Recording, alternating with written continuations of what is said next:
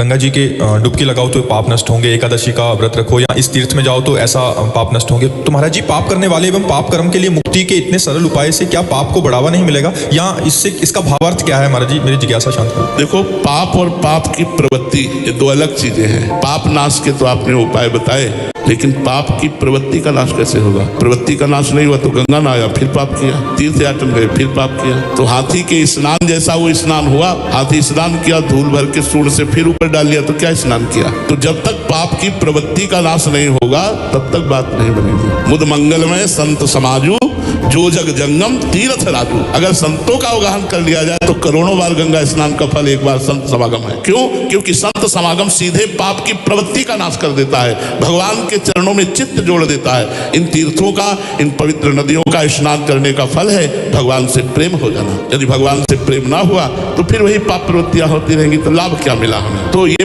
पाप बढ़ावे के लिए नहीं है, औषधि रोग बढ़ावे के लिए नहीं है, रोग का नाश करने के लिए है। गंगा जी आपकी बुद्धि को पवित्र करेंगी, गंगा जी आपको साधु समागम दिलाएंगी, साधु समागम आपको भगवान की रति प्रदान करेगा।